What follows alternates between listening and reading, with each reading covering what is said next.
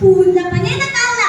संत ज्ञानेश्वर महाराज ज्यांना समाजाने बहिष्कृत केले, त्यांनी सुद्धा पसरणाऱ्यातून जगासाठी प्रार्थना केली आहे.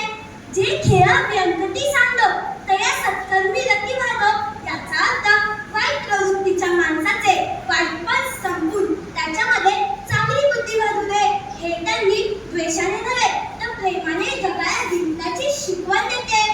संत चोखमेळा यांच्यासारख्या संतांनी सुद्धा देव प्रत्येकाच्या मनात आहे हे सांगून समतेचा पाया भक्कम केला. संतांनी आपल्याला केवळ भक्ती नव्हे तर कर्मनिष्ठाही शिकवली. संत रामदास स्वामी यांनी सामर्थ्य हे चळवळीचे हा विचार दिला. त्यांनी शांत बसून राहण्याऐवजी संगती ठेवून काम करण्याची प्रेरणा दिली. आपल्या आचारात शुद्ध ठेवण्यासाठी त्यांनी अंतरातील निर्मलता महत्वाची म्हटली. त्याच्यात त्यांचं उत्तम उदाहरण म्हणजे संत गाडगे महाराज. ते हातात खवटा घेत आणि संपूर्ण गाव स्वच्छ करत ते लोकांना सांगत असत, देव देवळात नाही, देव साफसफाईत आहे. त्यांच्या या वास्तववादी आणि थेट विचारांनी समाजाला स्वच्छता, श्रम आणि सामाजिक जबाबदारीची जाणीव करून दिली. संत कबीर म्हणतात, तुला जो देखने में चला तुला ने मिलिया कोय, तुला जो देखने में चला तुला ने मिलिया कोय, अपना दिल खोजा मैंने मुझसे बुला लो कोय, मुझसे बुला लो कोय. याचा अर्थ जगातील वाईट शोधण्याऐवजी आपल्या आत्मसात पहा. आपल्याला बदलण्याची गरज आहे.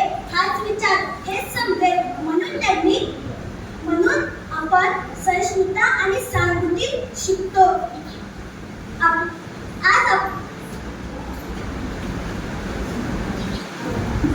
आजच्या जगात जिथे माणूस स्वार्थी आणि लालसेच्या मागे धावत आहे, तिथे संतांचे विचार आपल्याला मने जोडायला आणि मते जोडायला शिकवतात. जर आपल्याला शांती, समाधानी आणि यशस्वी जीवन जगायचे असेल तर आपल्याला हे विचार वाचावे लागतील, ते आत्मसात करावे लागतील आणि आपल्या आचरणात आणावे लागतील. संतांनी आपल्याला शिकवले की देव अंतर्यामी आहे. मदत करणे हाच माणसाचा खरा धर्म आहे.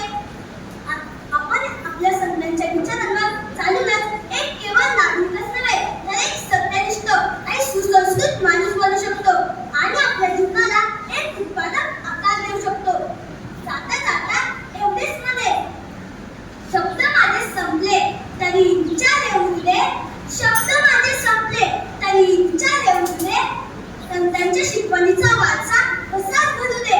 जाता जाता एकच वाक्य त्या पांडुरंगामध्ये दान, संतांच्या विचारांनी स्वागो माझ्या महाराष्ट्राची शान, माझ्या महाराष्ट्राची शान.